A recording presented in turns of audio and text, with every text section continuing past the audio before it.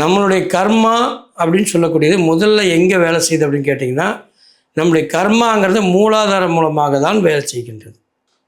இந்த மூலாதாரம்னு சொல்லக்கூடிய சக்கரா வந்து நம்மளுடைய பிறப்பு உறுப்பு அப்படின்னு சொல்லக்கூடிய இடம் தான் இந்த மூலாதாரம். இந்த மூலாதாரத்தில் என்ன நடக்குது என்று கேட்டால், முதல்ல நம்மளுடைய கற்பனைகளை உருவாக்குகின்ற இடம் அது அப்படின்னு சொல்லுவோம்.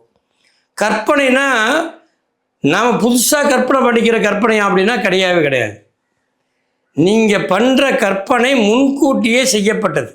எப்போ நீங்கள் ஜென்மாந்திர தொடர்புக்கு முன்னே எப்போ வந்தீங்களோ அப்போருந்து வந்த கற்பனைகள் தான் இது.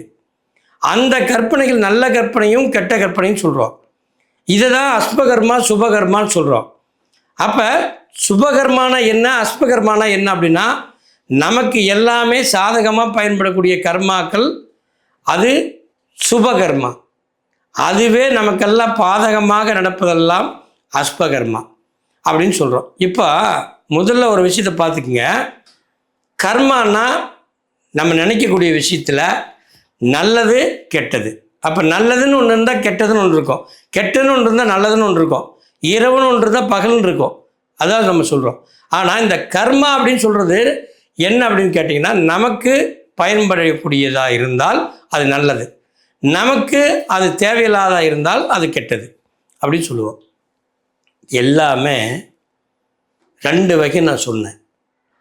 இப்போ நமக்கு முதல்ல வரக்கூடிய எண்ணங்கள் என்ன வருது அப்படின்னா, முதல்ல தோணும் பொழுதே ஆரம்ப அறிகுறியிலேயே நம்ம நினைக்கிறது என்ன அப்படின்னா, நம்ம நல்லதுன்னு நினைக்கிறோமா அப்படின்னா நிச்சயமாக கிடையவே கிடையாது. நீங்கள் கற்பனைகள் நினச்சி பாருங்கள், உங்களுக்கு நல்லது எதாவது தோணுமான்னு நினச்சிங்கன்னா நிச்சயமாக நல்லது தோணாது. ஏன், வாழ்க்கையில் நீங்கள் வந்து ஆரம்பத்துலேருந்து இது வரைக்கும் சும்மா சிம்பிளாக சொல்கிறேன், நீங்கள் ஒரு நாளைக்கு நல்ல கற்பனையை நினைங்க அப்படின்னு சொன்னால் ஒரு நாளைக்கு 100 நினைக்கிறத நீங்கள் ரொம்ப கஷ்டம். ஆனால் கெட்ட கற்பனையை நீங்கள் நினைங்கன்னு சொன்னால் ஒரு நாளைக்கு 10,000 கற்பனைகள் நினச்சிருப்பீங்க. அப்போ எது வேலை செய்யும்?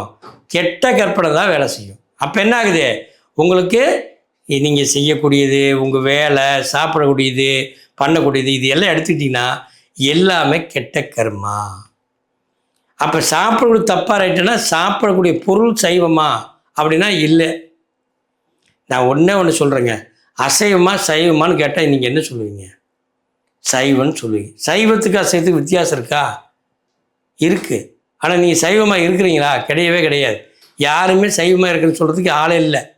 ஏன் தெரியுமா? இன்றைக்கி அஸ்கா சர்க்கரைன்னு சொல்கிறோம். இந்த சர்க்கரையில் இருக்குது எலும்பு. நீங்கள் எப்படி சைவமாவீங்க? டீ சாப்பிடாமல் இருக்கீங்களா? காஃபி சாப்பிடாமல் இருக்கீங்களா? சொல்லுங்கள். சைவங்கிறது மிக மிக முக்கியம். நம்மளுடைய முதல் படியே இந்த மனம் தெளிவாக சந்தோஷமான சுகமான காலகட்டத்தை வைத்து நாம் வாழ்வதற்கு பேர் தான் சைவ வழி. அசைவ வழிங்கிறது நம்மளுடைய தீவினைகள், தேவையில்லாத கெட்ட எண்ணங்கள், தேவையில்லாத பிரச்சனைகள், தேவையில்லாத வம்பு வழக்குகள், தேவையில்லாத உணவு வகைகள், இந்த மாதிரி எல்லாமே நம்ம சேர்த்துக்கிறதுனால தான் அது அசைவ வகைன்னு பேர். அப்போ அசைவம் சைவம் அப்படின்னு சொல்லக்கூடிய மாதிரி நம்மளுடைய வாழ்க்கையில் நம்ம எடுத்துக்கிறது ரெண்டையுமே கலந்து எடுத்துக்கிறோம். ஆனால் ரெண்டையும் எடுத்துக்கிட்டாலும் அது எப்போ எடுத்துக்கணும், எப்போ விடணுங்கிற ஒரு கணக்கு இருக்குது. அதை நம்ம செய்கிறதே கிடையாது. ஏன்னா இந்த பூமி ரெண்டையுமே உள்வாங்கிக்குது. நல்லதையும் உள்வாங்குது, கெட்டதையும் உள்வாங்குது. ஆனால் அது என்னொன்னுது, சமப்படுத்தி வச்சுருக்குது. நம்ம என்ன செய்கிறோம்? அதை சமப்படுத்தலை. எது வேணுமோ அதை மட்டுமே பிடிச்சிக்கிறோம். அதனால தான் பிரச்சனையே நமக்கு வர்றதுக்கு காரணம். இப்போ இன்றைய காலத்தில் பார்த்திங்கன்னா ஆசைப்படாமல் யாருமே இருக்க முடியாது. அப்போ ஆசைன்னு சொன்னாவே அது என்னது? கர்மான்னு பேர். அது ஆசைப்படக்கூடிய விஷயம் என்ன? பொருள். அந்த பொருள் மேலே நீங்கள் ஆசைப்படாத அதுக்கு வந்து ஆசைன்னு பேர். அப்போ ஆசையை ஒன்று உருவாக்குனாவே அந்த பொருள் உண்மை அப்படின்னு சொல்கிறது. அப்போ ஆசை இல்லாத ஒரு வாழ்க்கையை வாழ வேணுமா அப்படின்னா நிச்சயமாக இருக்க முடியாது. ஆசையும் வேணும், அதுக்காக ஆசையோடையே இருக்கக்கூடாது. அப்போ ரெண்டுக்கு என்ன காரணம்? சமமாக இருக்கணும்.